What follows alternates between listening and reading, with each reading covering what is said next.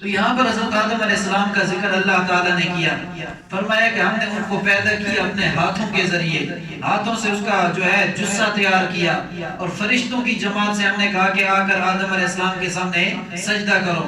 تمام کے تمام فرشتوں نے سجدہ کیا سوائے ابلیس کے۔ ابلیس سجدہ کرنے کے لیے تیار نہ ہوا اور وہ سجدہ کرنے والوں میں سے نہیں تھا۔ اللہ تعالیٰ نے اس سے پوچھا کہ تجھے کس چیز نے میرے حکم سے منع کیا، تو نے کیوں سجدہ نہیں کیا؟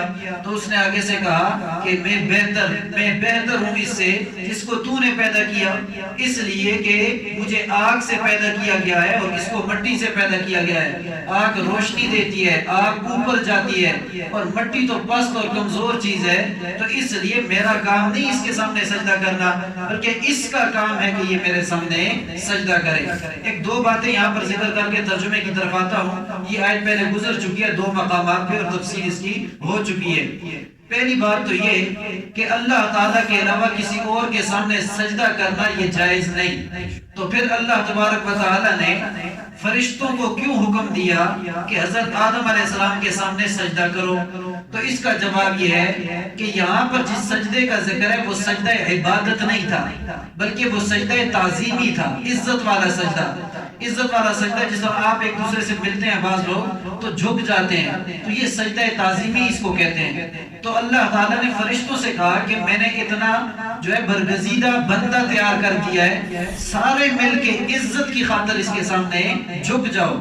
تو تمام کے تمام فرشتوں نے عزت کی اور جھک گئے سوائے ابلیس کے۔ ابلیس نہ جھکا اور اس نے کہا میں کیوں جھکوں اس کی عزت میں، یہ میرے سامنے کیوں نہیں جھکتا، یعنی تکبر کیا۔ تو یہ بات اس نے کی اور سجدے سے باہر۔ دوسری بات، سجدہ تعظیمی جو ہے یہ پہلی شریعتوں کے اندر جائز تھا۔ حضرت آدم علیہ السلام کی شریعت میں بھی جائز اور حضرت یوسف علیہ السلام کی شریعت میں بھی جائز تھا، مباح تھا۔ لیکن اس شریعت میں سجدہ تعظیمی یعنی عزت والا سجدہ یہ جائز نہیں ہے۔ کسی کے سامنے عزت کی خاطر انسان جھک نہیں سکتا۔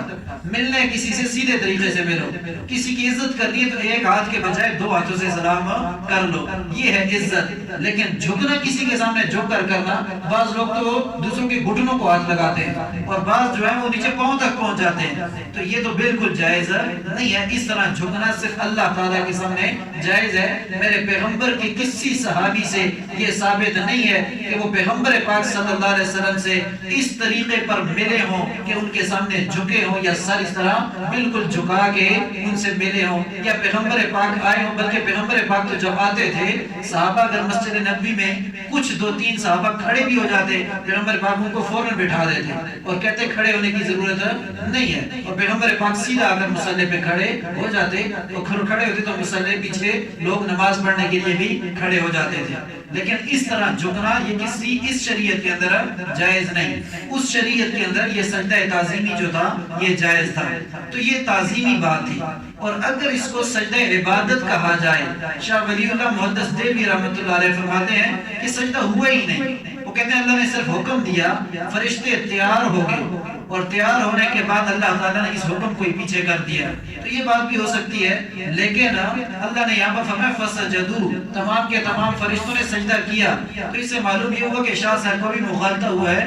یہاں شاہ صاحب نے یہ بات جو ذکر کی ہے، حالانکہ بہت بڑے مفسر تھے اور قرآن کریم کی بڑی تفسیریں انہوں نے لکھی، لیکن اس کے باوجود سجدے کی جو دلیل ہے وہ قرآن کی آیت سے ملتی ہے کہ فسجدوا، سب نے سجدہ کیا، تو معلوم یہ ہوا کہ سجدہ ہوا۔ اب سجدہ تعظیمی تھا یا عبادت تھا، اس کے اندر آپس میں علیحدہ اصطلاحات ہیں۔ تو بعض حضرات نے کہا کہ یہ سجدہ عبادت تھا، لیکن سجدہ عبادت بھی اگر اس کو مانا جائے تو پھر آدم علیہ السلام بمنزلہ قبلہ تھے، آدم علیہ السلام بمنزلہ قبلہ تھے۔ جس طرح آج کل ہم سجدہ کرتے ہیں بیت اللہ کی طرف، اب بیت اللہ کیا ہے؟ پتھروں کا ایک گھر ہے، پتھر لگے ہوئے ہیں اس کے اندر، صرف بات یہ ہے کہ اس کے اوپر اللہ تعالیٰ کی خاص تجلیات پڑتی ہیں اور اللہ کا حکم ہے۔ ہم اللہ تعالیٰ کے حکم کو دیکھ کر بیت اللہ کے سامنے سجدہ کرتے ہیں، حالانکہ سجدہ ہمارا کس کو ہے؟ حقیقت میں اللہ تعالیٰ کو۔ تو اسی طرح جس طرح بیت اللہ بمنزل قبلہ ہے اور ہم اس کی طرف سجدہ کرتے ہیں اتحاد کے لیے کہ تمام لوگ ایک ہی طرف سجدہ کریں، اسی طرح حضرت آدم علیہ السلام کو اللہ تعالیٰ نے اس وقت بمنزل قبلہ بنایا، حضرت یوسف علیہ السلام کو ان کے بھائیوں کے سامنے بمنزل قبلہ بنایا اور بھائیوں نے ان کے سامنے سجدہ کیا۔ تو اسی طرح یہ یہاں پر سجدے کا ذکر ہے، لیکن ابلیس نے سجدہ نہ کیا۔ دوسرا سوال یہ پیدا ہوتا ہے کہ ابلیس کا ذکر یہاں پر کیوں کیا؟ ابلیس تو فرشتوں میں سے نہیں تھا، بلکہ ابلیس تو کان من الجن نہیں، وہ جنوں میں سے تھا، اور جنوں کو آگ سے پیدا کیا گیا، فرشتوں کو نور سے پیدا کیا۔ خلقت الملائکۃ من نور، اللہ تعالیٰ نے فرشتوں کو نور سے پیدا کیا، جنوں کو آگ سے پیدا کیا، اور انسان کو تراب سے پیدا کیا، مٹی سے پیدا کیا۔ تو ابلیس کو یہاں پر کیوں حکم دیا؟ تو کہتے ہیں کہ ابلیس کو ان فرشتوں کے اندر اس لیے شمار کیا گیا کہ جو ابلیس ہے اس نے 7 لاکھ سال، کتنے سال؟ 7 لاکھ سال اللہ تعالیٰ کی عبادت کی۔ جنوں کی عمریں بہت زیادہ ہوتی ہیں، بہت زیادہ، ہمارے انسانوں کی جو عمریں ہوتی ہیں اس سے کئی گنا زیادہ بڑھ کے جنوں کی عمر ہوتی ہے۔ ان کا عام آدمی جو ہوتا ہے اس کی 12-14 سال عمر ہوتی ہے جنوں کی، اور اس کے علاوہ بہت زیادہ۔ تو 7 لاکھ سال ابلیس نے صرف اللہ تعالیٰ کی عبادت کی۔ اتنی عبادت جب کی تو اس کے بعد اس کا شمار فرشتوں میں ہونے لگ گیا۔ جس طرح آج کل زمین کے اوپر ایک آدمی بہت زیادہ نیک وکار ہو تو آپ لوگ اس کو جو ہے لقب دے دیتے ہیں کہ اس کی مثال تو فرشتے جیسی ہے بھائی۔ تو فرشتے سے مماثلت کس چیز میں ہوتی ہے؟ عبادت میں، گناہ نہ کرنے میں، کہ گناہ کوئی نہیں کرتا، عبادت میں ہی لگا ہوا ہے۔ تو ابلیس جو تھا اس نے اتنی عبادت کی کہ اس کا شمار ہونے لگا فرشتوں کے اندر۔ تو اللہ تبارک و تعالی نے اس کو بھی حکم دیا کہ تو بھی ان کے ساتھ مل کر حضرت آدم علیہ السلام کے سامنے سجدہ کر۔ یہاں پر اس کا تکبر جو تھا نا، یہ تکبر انسان کو خراب کر دیتا ہے۔ تکبر نے اس کی ساری عبادات کو ضائع کر دیا۔ اس لیے کہتے ہیں کہ تکبر سے اپنے آپ کو بچایا کرو۔ میرے پیغمبر نے فرمایا من مات فقد کان بریء من الکبر والغلول والدین دخل الجنہ۔ جو آدمی مر گیا اس حالت میں کہ اس نے تکبر نہیں کیا تھا، اس نے خیانت نہیں کی تھی، اور تیسری چیز جو ذکر کی وہ ہے کہ اس نے کبھی قرض نہیں لیا تھا، یعنی قرض لے کر نہیں مرا، تو فرمایا دخل الجنہ، ایسے بندے کو اللہ تعالیٰ جنت میں داخل کر دے گا۔ تکبر سے اپنے آپ کو بچاؤ، خیانت سے اپنے آپ کو بچاؤ، قرض لے کر نہ مرو۔ بہت سارے لوگ قرضہ لے کر مر جاتے ہیں، لوگوں کا مال غصب کر کے دنیا سے چلے جاتے ہیں، تو ایسے آدمی کے لیے پیغمبر پاک نے فرمایا یہ جنت میں داخل نہیں ہوگا۔ تو ان تینوں چیزوں کا خیال کرنا چاہیے۔ یہاں پر ابلیس نے یہی بات کی، تو اسی ایک سجدہ نہ کرنے کی وجہ سے اللہ تبارک و تعالیٰ نے اس کو کیا کیا کہا، آگے اگلے درس کے اندر بھی اس کا ذکر آئے گا کہ اس کو جنت سے ہی نکال دیا۔ آگے پورا رکوع جو ہے وہ اسی آیت اسی جو ہے مسئلے کے اوپر ہے۔ دیکھیں ذرا ترجمے کی طرف۔ فرمایا بسم اللہ الرحمن الرحیم وَلَقَدْ خَلَقْنَاكُمْ، اور البتہ تحقیق پیدا کیا ہم نے تمہیں، ثُمَّ صَوَّرْنَاكُمْ، یہ لقد جب ماضی پر داخل ہو جاتا ہے تو معنی کو ثابت علی ثبوت کر دیتا ہے، پکی بات ہے، کھری بات ہے۔